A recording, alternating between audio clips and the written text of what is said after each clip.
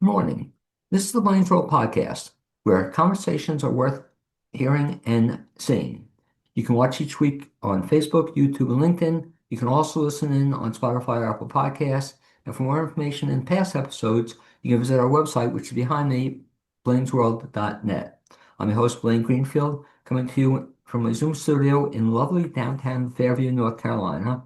Each week, what we do is we focus on positive news and uplifting stories that people and organizations in both Western North Carolina and throughout the country.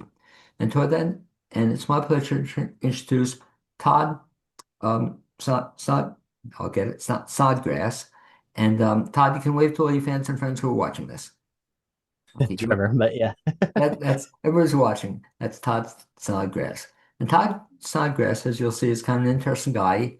He's an entrepreneur, marketing strategist, and hands-on builder with a background in industrial products, automation, and software development. Trevor focuses on helping old school businesses use modern technology without losing what makes them unique. And Todd, the question I always ask the first time I interview somebody is, as a kid, you grew up where? I grew up in Rockford, Illinois. Okay, and growing up in Rockford, Illinois, did you always know you wanted to be this entrepreneur? Yeah, I mean, I started several small businesses as a kid. I got into like finger skateboards and making all sorts of little toys and stuff for my friends at school and kind of began selling them and got my introduction kind of there. What was the first business you ever started? I'd have to say I started collecting Pokemon cards and selling them quite a bit. Okay, and how old were you? Probably like six on. Yeah. Okay, and do you still have some of those cards? Yes, I do. Do you really? Yeah. Do you still collect them, or are they a collector's item? Yeah, I've sold most of them off just because I got kind of out of that space, but I still can hang on to a few. Okay, that's very cool. So you started out as this little kid selling cards to other little kids, and where'd you go from there? I started making the finger skateboards, got pretty into that, making my own molds to press the fingerboards out like a real skateboard would be pressed out of wood, and doing the graphics on stuff like that. I was really into art as a kid, so I like doing the graphics on the skateboards and stuff. And Yeah, how old were you when you were doing that? probably like 10, 11 on throughout most of like my high school years and even early adulthood, really. I still make them here and there. So let me ask you, how did you learn all this stuff? 100% self-taught and everything I do. Well, in terms of, was it reading, or did you watch YouTube clips, or how did you pick it up? Uh, yeah, and mainly just Googling stuff I have questions to as I carry out the process of trying to figure out whatever I'm trying to figure out, whether it's product design or, selling things or how to do Google ads, how to build websites. Certain resources prove more valuable than others. And you kind of get at sifting through those after a while. But yeah, a lot of YouTube, Googling, forums, digging through forums late at night.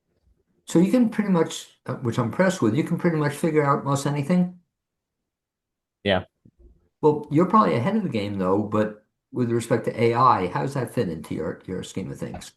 It takes out a lot of the repetitive work, a lot of scraping through data and trying to figure out what's important, what's not.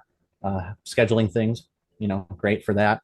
Generating some content, can come in handy with that. It starts to sound a little too AI-ish at some point. So knowing how to write content in the first place definitely helps, correct some of where it kind of veers off. But yeah, just automating things too as well. Writing a lot of monotonous code for me, so I don't have to write all the base code and I can just go through and make adjustments as I see fit. Well, So even it in fits terms pretty of well in. learning code, how do you pick that up? I started modifying computer games when I was a kid, probably around 8 years old. Me and my buddy Blake, that I've been friends with for over 18 years now, we made like modifications to like popular online Disney games like Toontown and stuff. And we would just make our characters do repetitive dances or like, silly little things on the screen. And eventually we took it a little bit further. And then he's actually in cybersecurity now, and I've done what I've done with product development and stuff. And as I've got into 3D printing and CNCing and laser engraving and all sorts of different fabrication that kind of forces you to learn how to do that, as well as the software that comes with it. Some 3D printers, especially the early ones I was really messing with, were they required a lot of coding in the firmware to make them work because it wasn't just wildly available like it is now, which is great. I think 3D printing should be accessible to everybody and tools like it. But you had to do a lot of modifying to the early versions of that. And that's when I think I first met you. You were involved in 3D printing, and that same thing too.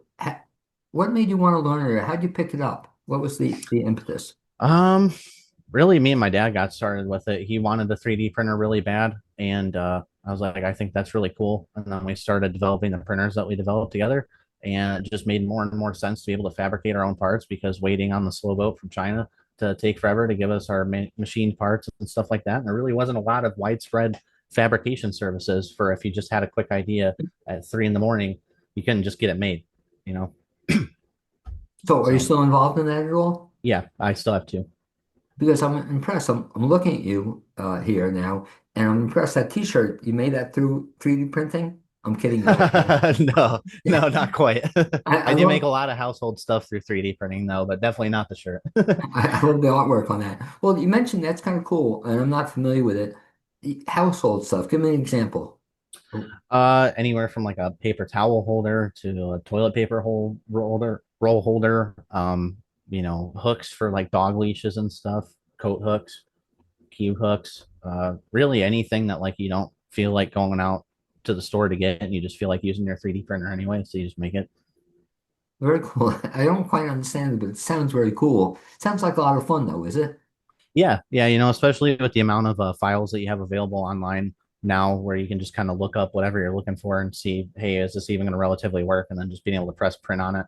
It's came a long way from having to level it manually to now I have ones with automatic leveling where you just press print and it does it. You don't have to spend hours calibrating the machine. So it's really came a long way.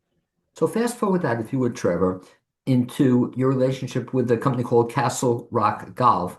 That's where I think I got interested in what you were doing. All of a sudden, I saw that you were involved in this company. What is Castle Rock Golf all about? So Castle Golf Inc. is a mini golf manufacturer. They started out doing their own courses. It's a family-owned business, and over time, much similar to my own personal businesses, they saw what they were doing, and other people wanted it because they can see it's profitable and it's a fun business to be in, which it definitely is. It's mini golf. Who doesn't like mini golfing? Not very many people I've met. So, and I was thinking, I was kind of in the middle of a career change from making t-shirt printers, and I was thinking to myself, like, what would actually make me happy to be involved in? And I was involved in laser tag for a little bit for a company called Laser Blast, and we made a lot of the laser tag guns and phasers and stuff. So I got some experience with fabrication in the industry there, going to the trade show IAPA that I found Castle Golf through, and it just made sense to do something that was fun because what I had been doing was kind of on its last leg, and I'm like, well, I want to have fun and have people happy to see me, when I'm doing my stuff. So, but yeah, it's a mini golf company. We've built courses all over the world. We have over 300 right now. We don't build necessarily the most, but we do build the best. So, Now, the thing you told me off there was so cool, I thought, that how you got that job. In other words, here you were looking to change, or you between um, doing things, and describe the process how you got this particular job. yeah. So, like I said, I did some work for a company called Laser Blast through a friend of mine when I was working on the t shirt printers and making them myself. And he had a travel install job with them. So, we went around to a couple of jobs and I got to see how the arenas were actually made. Then we went back up to the headquarters and took like this cross country trip. And that was really fun. And we started making the laser tag equipment there at their headquarters. They had been self manufacturing it for quite some time, so they had all the injection molds and all the solder insert machines and everything fancy that you need, the PCBs, everything to program these things and get them out the door to these facilities that wanted laser tag arenas. So, and they handled the whole process pretty much end to end, minus the things you have to contract out, like plumbing and stuff. And I just thought it was really fun. And I went through a couple different travel jobs with making printers and so forth and servicing them. And I was like, I don't really want to do something that's traveling. I like working from home and having the flexibility that brings. And I was jumping from making t-shirt printers, and I was like, what was that exhibition that we went to for Laser Blast? I'm like, oh yeah, IAPA. So I looked up there and I saw they had a huge exhibitor list. I'm like, hmm, like this is a lot of different companies that do similar things that I want to get involved in. Because like I said, I want to make people happy with what I'm doing, whether it's inadvertently through the things I do now or actually making the equipment. So I saw the exhibitor list. I'm like, this is a lot of companies to go through manually. So I built a little script with my coding experience that crawled through the list and found all the emails for all the companies that were exhibiting there. And I'm like, hey, this is what I do. This is my experience. More so going after a job than necessarily like trying to start a marketing firm, which is what I think was kind of my unique angle with it. Is I wasn't trying to sell them a service. I was trying to say, hey, I want to work with you because this is the industry I want to be involved in. I think that's very powerful when you have little niche experience like I have.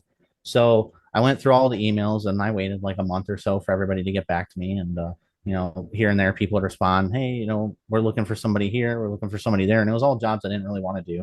And then my boss, shout out to Todd Thornton, awesome guy, amazing, super patient, kind, the best boss I've ever had, really. And he emailed me and he's like, hey, I really like your resume. This is really, I don't want to say weird, but out there as far as your experience with building t-shirt printers and doing 3D printing and fabrication and coding. And there's not a lot of times you run across that all under the same roof. So he's like, we got to do something here. And he's like, I'm looking for traveling install guys. I'm like, I don't really want to do that. Like, I've done construction and laying the block out in the heat and stuff and concrete work and epoxy floors. I'm like, I don't really want to do that.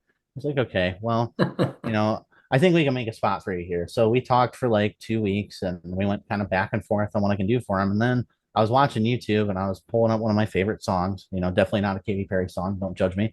And, you know, so I'm looking it up and I see an ad for Castle Golf and I'm like, huh, this ad's really just not great. And I'm looking at it and it's like 5 minutes long and it's just a shot of a volcano. And it's amazing what they're building, right? The light effects, the smoke effects, everything. But it took like 4 minutes to get to the end of the ad to where the light effects and the smoke effects and the fire were shooting out of the volcano. And it's like, wow, I've never seen this in a mini golf course before. This is really cool. I really got to do something here. So I'm like, thinking in my head with the TikTok generation and everything else, people only want to pay attention to like a 30-second clip or less. They want to see all the action right away to get their attention. So I'm like, I brought it up to him. I'm like, hey, I was watching YouTube and this is way too long. Like this needs to be consolidated down into something that somebody's actually going to pay attention to. And he went, you know what? I was thinking the exact same thing. And I'm like, by the way, I was on your website because I clicked the website, of course, and the banner for the Google ad. Like, by the way, your website's like really outdated. They were using some server stuff from Microsoft Server. If anybody knows how old that is, it's a dinosaur at this point, 2001 basically. And in an age where security is paramount and speed is paramount, because if somebody spends more than a couple seconds on your site and they don't see anything load on the page, they're going to click right off. So you're not going to get their attention. And when you're selling $500,000 plus mini golf courses, that's really important, obviously, to garner somebody's attention enough to where they're going to spend that kind of money with you. So I explained all this to him, and he's just kind of sitting there like this, and he's like, "Yeah, like this all makes sense. Why has nobody else explained it this way or wanted to do anything about it?" Because he had some people managing it, and they just weren't effective at it. And so, that's where I came in and really, redid the whole entire website, redid all the Google ads, most of the sales material. Now I focus on the front end of the sales pipeline. So anybody that reaches out, I kind of reach out to them and go, hey, what are you looking for? What's the space you have to work with? All right, let me hand you off to my boss and he can give you the exact quote, and everything that you need to make this project happen. By the way, you mentioned some really good advice there that I learned kind of the hard way, but I used to think exactly that you had to have a clip 2 or 3 minutes. And as you pointed out, I learned that anything more than 30 to 45 seconds is too long for the most part, you know. Yeah, now it's down to even 15 seconds Is it sometimes. really? To Yeah, if me, you're scrolling and you see something that's more than 15 seconds, like most people, I think it's 73% of people or something. Don't quote me that statistic, but it's a high number that people just scroll past it. Like they have to get your attention within the first few seconds of the video, and it can only be so long. to me, seems too short, but in reality, it's longer than you think it is. Is that correct? Yeah, because think about how much information you're getting lambasted at you per day if you're scrolling through Facebook, Instagram, TikTok. You're constantly information, information, information. You got to catch somebody's attention, especially if they're already having a thought about building something like a mini golf course. Instead of just Googling it, you want them to see, like, hey, these are the premier builders of mini golf. I should go with these guys because they know what they're doing. So now, with respect to this company, Castle Golf, so you help them, Castle Rock Golf, you help them devise their website, their YouTube clips. What do you do with them? Yeah, there's no rock in the middle of it, by the way. Oh, But sorry. yeah, I redid the entire website. Like I said, it was based off of server architecture from 2001. It was really old, so not only is it old and slow in relation to page load speed and stuff, because that's very important, especially for Google, making sure your website stays at the top of search results. If your website takes too long to load, you're getting knocked way down, and people are never going to see your website. So, I handled all of the migration to a more modern platform. which is what it's running on right now. And yeah, just basically took all the video clips, condensed them down, like I was saying in the ad, put that on the website, built them a whole bunch of custom plugins for like the gallery and a showcase for their mini golf application. That, as far as I know, no other mini golf vendor has an application for when you're playing the mini golf. You can keep score and take selfies and stuff like that when you're at the mini golf course. And highlighting smart scoring and having really just a comprehensive gallery that's updatable because this older technology also wasn't very easily updatable, if at all. There wasn't anything current on it, and it can't pull current reviews and stuff, and it's really convoluted. It's way more code than this is, right? So even the owner of the company could go in and make changes if he wants to, which is Trevor, the important part to me. let me put you on the spot then, since we're talking about it. Can we take a look at the website, see Yeah, what folks yep. will see? Let me share my screen here. Okay. Yeah, so this is the website. If you can see it now. Yes. Okay. So yeah, the old website, it was sort of similar to this, I guess you could say, but it was just way older architecture. It would have like a .asp at the end of this URL here. Right, right. And it's all modern, loads super fast, as you can see if you reload it. Even with the video there, it's a 4K video, it still loads fast. The mini golf course clips are condensed down in a way that these are drone aerial shots, so this is nice to look at, at least in my Oh, opinion. very And cool. it chops it up quick, so you're not just looking at the same angle like a lot of websites have you look at, or just a solid picture. This is the actual course, from above, and you can see the full scope of the project without getting too focused on one specific aspect of it. So it's got the headline, the call to action, everything. If you click this, it goes down to our contact form and to our contact page on that button. But yeah, I mean, a lot of it's just condensed down. It's very, so it flows to the contact form, and it highlights, all of our different process steps like conception, planning, and prep, construction, and support. Um, it's important to know what the process is without getting too convoluted in it. You don't want to lose people's interest before they even get started. You have some reviews here from one of our favorite courses that we've done, Darkwoods Adventure Park. That course turned out really cool. Um, you have all of our Google reviews here, so you can see people leaving actual current Google reviews, and the contact form, which is like our number one point of people contacting us and so forth to reach out to us. So So then if one of the cool things you did, so then you'll come in for somebody and you'll design all the stuff for them so they don't have to do it themselves. yes, You know. So go back to we can get off this and you can come back to seeing you. You can close okay, that down. And so yeah, on the that particular site, do you also do the rest of the social media? Do you do help YouTube? Do you help with the LinkedIn, you name it, all of it. Instagram? You do it. Do you do Yeah, a lot the of those platforms they didn't even have. right? They had a Facebook, but it wasn't like very active posting wise, and it was just basically a construction photo dump of jobs. So I went through and now I add like the logo to it. I make sure the photo's cropped right. It's in the proper resolution for social media, so you can see it on a phone, on a computer, uh, making sure everything's prim and proper, basically. Do you do the clips also for them? The video Yes. clips? Now, again, I'm just shaking my head listening to you that all this stuff you just kind of picked up on your own. Yep. Yeah. I mean, like for instance, they provide a lot of the construction photos and a lot of the finished project photos, Right. and I just go through and make them, proper. But through all the different ventures that I've been involved in throughout my career, if you want to call it that, I'm 27, so not that long of a career. But you know, everything I've done kind of leads into the other thing. So I've just picked up So, all these little bits and pieces. so with respect to Castle Golf, then aside from helping with the social media, the website, all that stuff, what else do you do for them?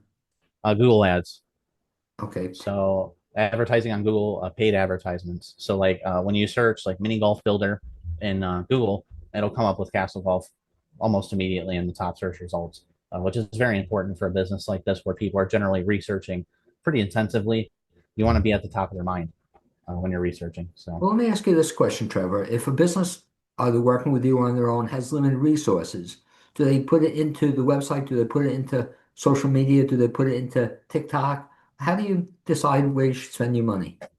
I think experimenting with a little bit of everything, like say doing a TikTok video, especially with AI tools that are available now, makes it a lot more easy to experiment without a huge marketing team overhead.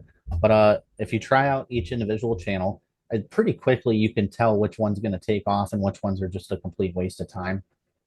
For instance, like for Castle Golf, YouTube is good to have full length like project feature videos, but very rarely do people want to look at that one on our website. We have a very like sleek module to look at each project and not have to watch a whole video. They can just skim through it real quick, go to the next one, skim through it. Or if they want to filter by a specific project, they can filter by the specific project and then find it that way. So I think, trying everything, seeing what works is very quick in my experience. You'll get very good feedback on what works, what doesn't, especially if you are in like a niche industry and you go on the Facebook group, for example, and you're like, hey, this is what I'm doing. People tell you, this kind of sucks, or hey, you got something here. And then you can use that to further expand what you're doing. But, for a business like Castle Golf, they have more of a legacy reverse osmosis type of business reputation where they've been in business for 40 years, which is, very valuable in itself. So people are already have them at the top of their mind because they've been trade show exhibiting stuff like that. But if you're just starting from the ground up, definitely spreading it all the way out, seeing what works, and then you can really pick what to invest into from there. And I think with the resources and the technologies available now, especially with AI, it makes it a lot easier to like make your own website or at least get some kind of idea of what you should be paying. Basic research on that stuff always helps too. A lot of people forget that they can just look up what people would charge for a website and kind of go off of that. But yeah, I think it becomes very apparent very quickly what you should focus on if you just try all of it. And because the worst thing that can happen is it doesn't work, and you're like, okay, I won't waste my time on this. What's interesting about what you say, Trevor, is the fact that kind of the old model that I grew up on, people just spend money on advertising and not even look at the results. Does it pay off? And here now, you have the information available. You just have to find it or get somebody to find it for you and then look at it, pay attention to it. Um, but do you find that a lot of businesses kind of ignore the data or ignore the research? Yeah. I think a lot of leads for businesses like this go in email inboxes unanswered. I think a lot of organic reach instead of paid advertising is widely ignored. Like I said, if you try a bunch of different things and you can kind of get an idea of what works without spending a bunch of money, or really most of the things I try to do that I really capitalize on are free to low cost. So like for our business where we already have a reputation, it's easy to operate off of that. For a new business, still, if you get organic traffic to your business, when you put paid advertising money to it, it's going to succeed. But if you just keep throwing money at something without knowing if it's validated on its own 2 feet, you're going to be wasting money and time. So, So it's a shame that most people, I don't think, pay enough attention to that or what. yeah, Not they only, don't test it organically enough. and you raise another good point too. It's not so much the spending the money, but to get results on it, and the results not just the count on how many people look at something, but do they Mm-hmm. eventually order from you? So that I don't care if you That's get, why yeah, one not to cut you off, but when I took over Castle Golf's Google advertising, I noticed they had like 3 million clicks on their right. ads, right? And they're spending 12 grand, a year or whatever they're spending on ads.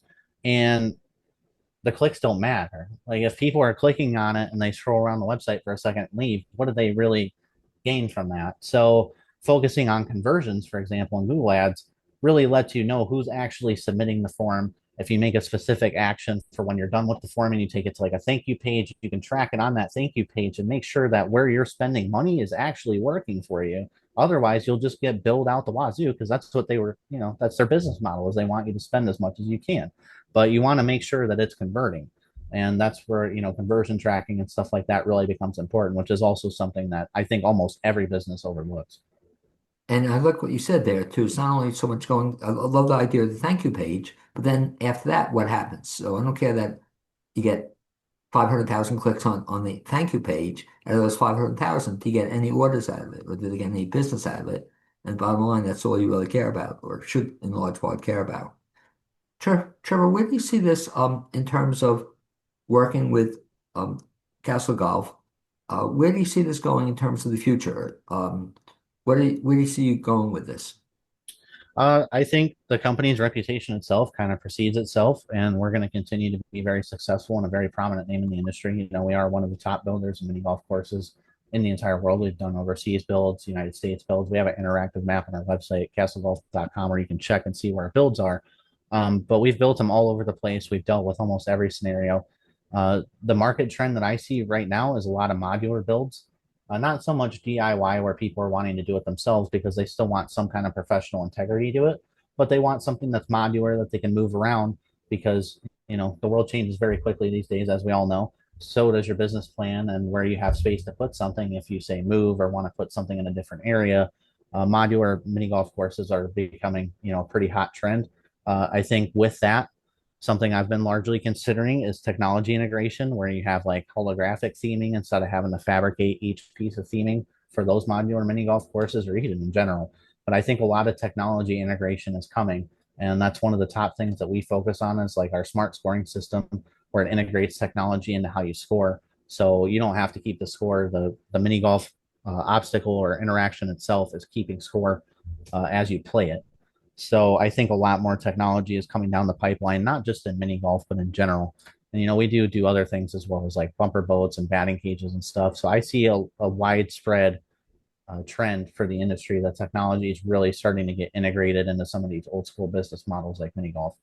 And it's funny you should say that because I'm thinking miniature golf 50 years ago was kind of very popular. Then all of a sudden it lost its impetus.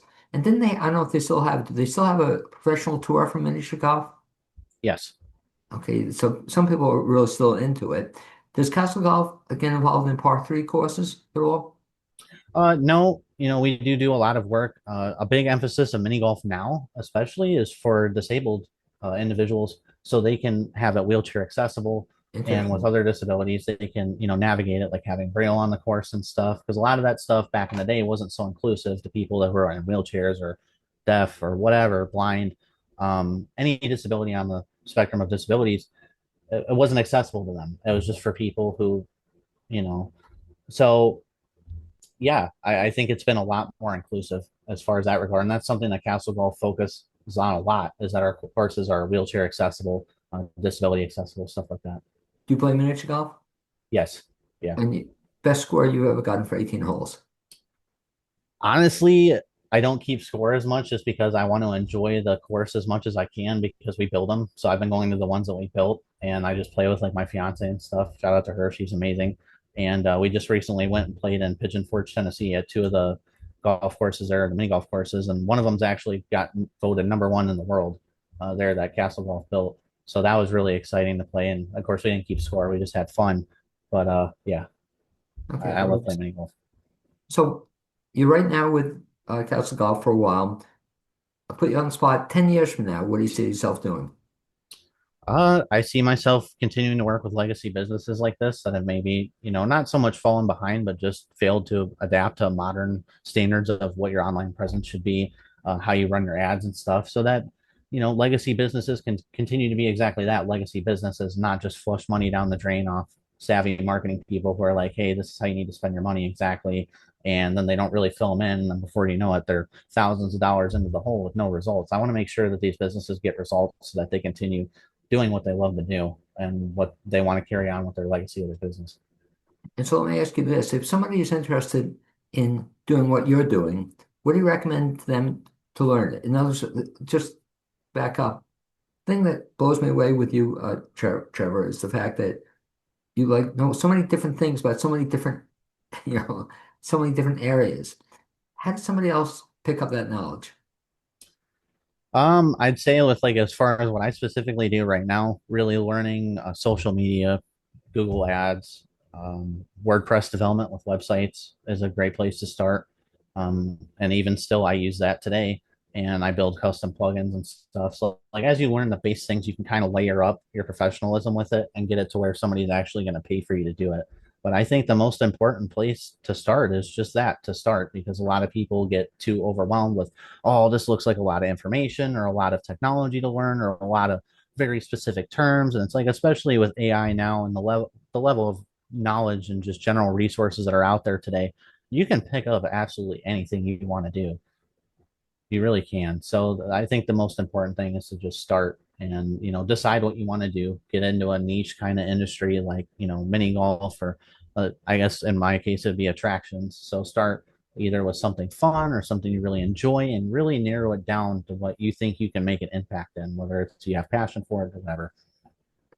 And so another thing that kind of impressed me, what you're doing too, is I guess initially it didn't require a large amount of capital. Is that true? True. Mhm. You know, that you just kind of pick up something that you didn't need all sorts of investment and you found a great place to find it. If people want to find you to get more information about two things, Trevor Snodgrass, what's the best way to track you down? I'm on all social media as myself, and also you can reach out to me at any time, Trevor at castlegolf.com. Okay. It says Trevor Snodgrass to find you if they want to find your social media. And with respect to Castle Golf, how do they find that information about that? Castlegolf.com. Okay. And all social media is at Castle Golf, at Castle Golf Inc. So we keep it pretty consistent. That was another thing I went through is made all everything consistent socially and otherwise. So And just as a final question on that, well, you said it's so on target, I think, is one of the things that drives me crazy about Instagram is a lot of it's not based on their name. If you look up you look up people's names and they're not listed under their name or the company name. And so if you want Instagram, you'll find Castle Golf under Instagram. So I don't know about you, that just made no sense to me, yeah, we had a lot of different like Castle underscore golf, right. Castle Golf Inc., Castle Golf, and it's like no, like when I look at Castle Golf, the logo it says Castle Golf. That's all I'm going to type into Instagram. That's what I want to find. And we pop right up. So that's I think that's very important too. Is don't try to get like too creative or too like snarky with your usernames. Like just make it people want to find you, they find you. That's important for And sure. also, you're pointing out the idea of consistency. Be the same thing wherever you're looking. Trevor, Exactly. Sno- Trevor Snodgrass has always kind of amazed me. I remember when I first met you, you're like this little kid and said, "Wow, where do you come from?" But just whatever you're doing, keep it up, man. And I greatly appreciate it. well, I enjoyed speaking with you, and I want to thank you for being my guest this Digital Plains World podcast. I'd also like to thank my producer, um, Kim Jones. We just changed producers here. And hopefully one of these days, I almost caught up with you. You told me you were in town not too long ago. I almost caught up with you. So next time you're in the area, hopefully we'll catch up with you, man. That'd be Yeah, we're great. considering moving that way actually. So maybe sooner than later. Well, you told me you were in Tennessee there, not too far from me. And then you were in Asheville area, weren't you? Yeah, I came there to propose to my fiance. Oh, really? So, She's from Asheville? no, I lived there with my dad for a while, and I went to high school there. So, I had kind of an idea of the area that I wanted to do it in, and we wanted to go to Tennessee and wanted to go to North Carolina, and we stopped at Kentucky on the way because that's about halfway in between. So, we made just a nice big road trip out of it. It was really fun. Okay, well, like I said, hopefully one of these days we'll bump into each other again. That'd be great, man. Thanks. Thank you.